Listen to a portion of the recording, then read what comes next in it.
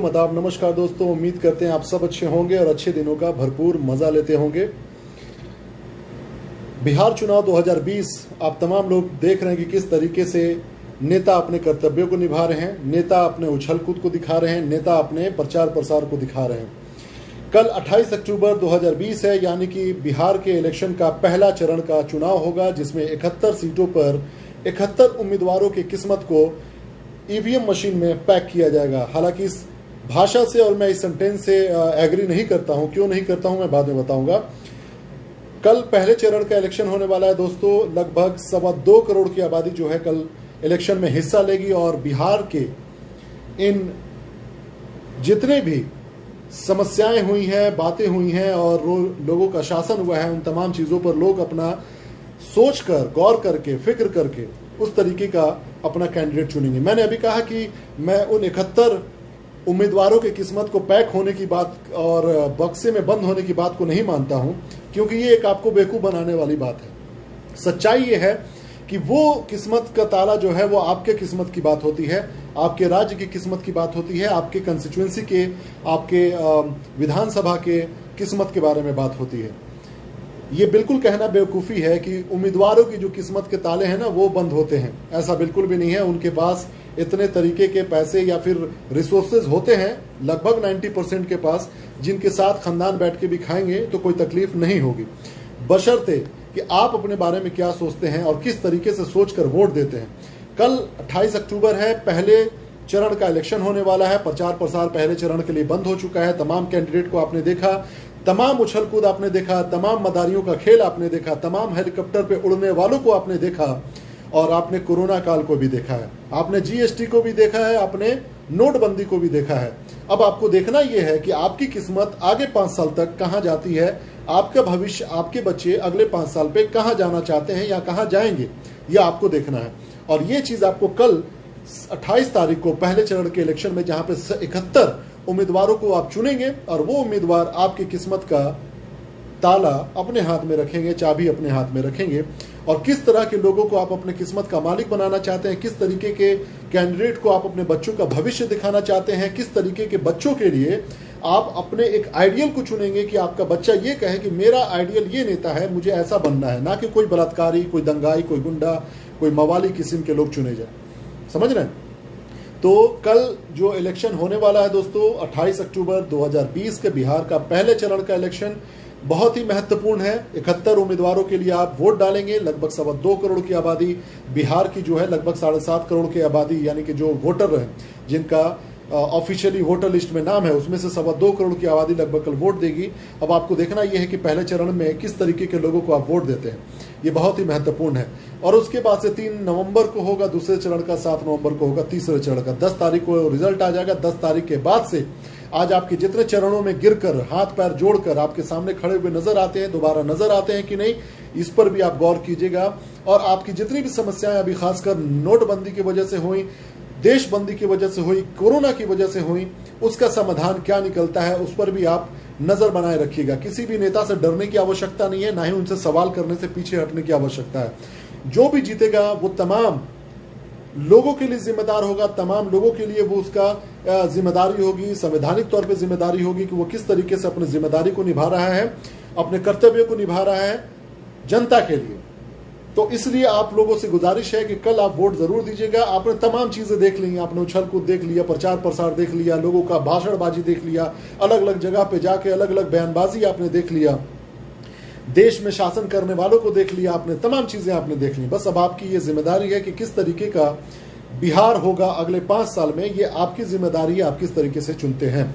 तो मैं उम्मीद करता हूं कि आप लोग जरूर अपने सोच समझ का इस्तेमाल करेंगे, तरीके के लोगों को चुनेंगे और वैसे लोगों को नहीं चुनेंगे जो आपके जिंदगी में, आपके इलेक्शन के बाद आपकी बस्ती को भूल जाते हैं, आपको भूल जाते हैं और फिर वो अपनी जिंदगी में मगन हो जाते हैं। पैसा कैसे कमाना है, जितना खर्चा किया वो कैसे निकालना है, ठेकेदारी में कैसे चोरी होगी, किस तरीके से सड़कें का टेंडर अगर बनता है या किसी ठेकेदार को मिलता है तो किस तरीके से उसमें चोरी किया जाता है, वो तमाम चीजें वो उनकी अब जिम्मेदारी हो जाएगी, ना कि आपके समस्याओं का समाधान होगा। इसीलिए आखिरी समय में आप लोगों से गुजारिश करना चाहता हूं, कल आपका वोटिंग है, 71 सीटों पे वोट होगा पहले चरण में। आप लोग बड़े ही सोच समझ के वोट उनको दीजिएगा जो ईमानदार हैं, जो सच्चे हैं, जो अच्छे हैं, जो पढ़े लिखे हैं।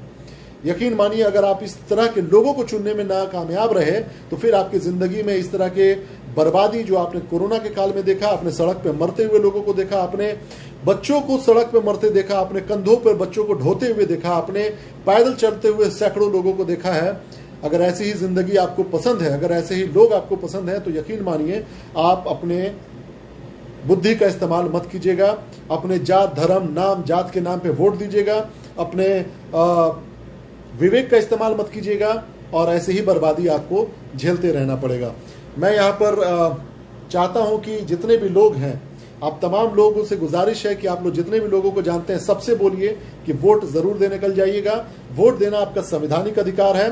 किसी भी तरीके का लापरवाही मत बरतिएगा। जो भी तरीका बताया गया है चुनाव आयोग के द्वारा और कोरोना से बचने के लिए आपको उसको ख्याल रखना पड़ेगा। हर एक बूथ पर लगभग जब वोट डालने जाते हैं मशीन से पीछे में 2 गोला बना हुआ है, उस गोले में खड़े रहना है आपको और एक दूसरे से डिस्टेंस बना के रखना है। मशीन एक लगी होगी कैमरा की तरह जो आपको स्क्रीनिंग करेगा कि आपके बॉडी का टेम्परेचर कितना है, तापमान कितना है। अगर तापमान ज्यादा है इसका मतलब कि आपको थोड़ा बुखार टाइप का अगर है, मतलब आपको भले फील नहीं होता होगा लेकिन आपका टेम्परेचर बढ़ा हुआ है, तापमान बढ़ा हुआ है, तो आपको 15 मिनट के लिए साइड में कर दिया जाएगा वहां पर और उसके बाद से फिर से आप लाइन में आकर इलेक्शन में वोट डाल सकते हैं। और इसके अलावा सबसे महत्वपूर्ण है मास्क जरूर लगाइएगा, क्योंकि ये नेता पूछने नहीं आएंगे। याद रखिएगा, सड़कों की हालत वैसे ही रहेगी, हॉस्पिटल की हालत वैसे ही रहेगी, सड़कों पे आप ऐसे ही मरिएगा, जानवरों की हालत वैसे ही होंगी। जैसे जानवरों पे छिड़काव किया जाता है ना कीटनाशक का, वैसे ही आप पर जब कीटनाशक का छिड़काव किया जा रहा था यूपी में, तो आप उसको भी याद रखिएगा, है ना। वैसी हालत ना हो, क्योंकि इलेक्शन जब तक है कोरोना का कोई डर नहीं है। जैसे ही इलेक्शन खत्म होगा आप देखिएगा कोरोना का किस तरीके से कहानी सुनाई देगा चारों तरफ। वैसे यूरोप में मैं बता दूं आपको कि ऑलरेडी दूसरे मतलब एक वेव की जो शुरुआत हो चुकी है जहां पर सबसे ज्यादा कोरोना के केसेस आने शुरू हो गए हैं। तो मैं उम्मीद करता हूं अब तमाम लोग अपने विवेक, अपने बुद्धि, अपने इस्तेमाल करते हुए, अपने दिमाग का इस्तेमाल करते हुए तरीके के कैंडिडेट को चुनेंगे। कल 71 जगहों पर वोट होगी, 71 कैंडिडेट को आप चुनेंगे और अपने किस्मत को ताला लगाएंगे आप। याद रखिएगा, उम्मीदवारों को किस्मत को ताला नहीं लगा रहे हैं, आप अपने किस्मत को ताला लगाइएगा। तो सोच लीजिए कि वो चाबी किसके हाथ में होना चाहिए, उसका आप ख्याल रखिएगा जरूर। ठीक है, बहुत बहुत शुक्रिया आप लोगों का। यहाँ पे कमेंट जो लोग कर रहे हैं, मैं कमेंट अभी पढ़ लेता हूँ। इरफान भाई, मेरे पास अभी मैं उस तरीके से लाइव नहीं हूँ, अगर आप लाइव जुड़ना चाहते हैं तो मैं यहाँ पर ऑप्शन ओपन कर दे रहा हूँ, आप यहाँ पे जुड़ सकते हैं मेरे साथ, लेकिन आपके कैमरे का ऑप्शन नहीं आ रहा है मेरे इसमें मोबाइल पर। तो आप एक बार बाहर जाकर फिर से दोबारा लाइव में जुड़िए तो मैं आपको जोड़ता हूँ। बिहार वासियों, good luck. Wasim Akram from I don't know from which place. Engineer Harind Yadav, Bihar सरकार द्वारा संचालित 149 ITI मात्र 216 अनुदेशक। अब तो इन तमाम चीज़ों पे बात करने का कोई फ़ायदा नहीं है, कल तो वोटिंग शुरू होने वाला है, देखते हैं क्या होता है, लोग किसको चुनते हैं। गुड लक सरफराज भाई। ओके सरफराज भाई, जय हिंद। वो सही समय आ गया है, बिल्कुल आ गया है वसीम भाई। डॉक्टर उत्सव वॉचिंग। डॉक्टर उत्सव भाई आप अगर हैं तो जुड़िए लाइव।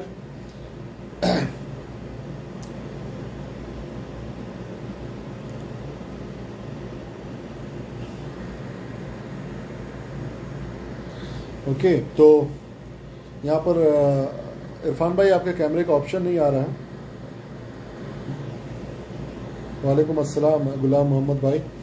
और दूसरी बात, एक चीज तो कभी भी जात धर्म के नाम पे तो बिल्कुल मत दीजिएगा वोट, मजहब के नाम पे बिल्कुल मत दीजिएगा। बहुत सारे बहरूपिये हैं जो आपको आपके मजहब के नाम पे भड़काएंगे आपको।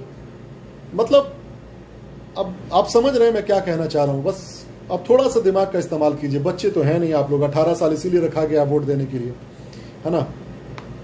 सिवान में डील हुआ है व्यासदेव प्रसाद जी के लिए अगर आप कह रहे हैं तो वो तो खैर उनका टिकट शुरू से ही कटना था और वो लड़ते भी तो कोई फायदा नहीं होता और ना ही किसी को नुकसान होता। जीतने वाला ही जीत रहा है और वो तो खैर रिजल्ट के दिन ही पता चलेगा। इरफान भाई वो तो मुझे किसी एंगल से भी किसी तरह के नेतागिरी उनके अंदर नजर नहीं आती थी, है ना। और राइट, चलिए बहुत बहुत शुक्रिया आप लोगों के लिए। तो कल बिहार इलेक्शन का पहले चरण का इलेक्शन होने वाला है। 71 जगहों पर ये वोट होंगे, लगभग 2.25 करोड़ की आबादी वोट करेगी और 28 तारीख कल है। जितने भी लोग देख रहे हैं इस वीडियो को या देखेंगे, आप लोगों से गुजारिश है जरूर वोट दीजिएगा, अपने संवैधानिक अधिकार का जरूर अधिकार का इस्तेमाल कीजिएगा अगर नहीं करते हैं तो घटिया लोग चुने जाएंगे। याद रखिएगा, घटिया लोगों का आगे रहना और अच्छे लोगों का चुप रहना दोनों ही खतरनाक होता है, याद रखिएगा। और ज़्यादा खतरनाक वो होता है जो अच्छे लोग चुप रहें। ठीक है, तो आप अपना ख्याल रखिए। चलिए, बहुत बहुत शुक्रिया, अपना ध्यान रखिए, बहुत बहुत धन्यवाद। जय हिंद, सत्यमेव जयते। और कोरोना से बच के रहिएगा, ख्याल रखिएगा अपना। बहुत बहुत शुक्रिया, जय हिंद।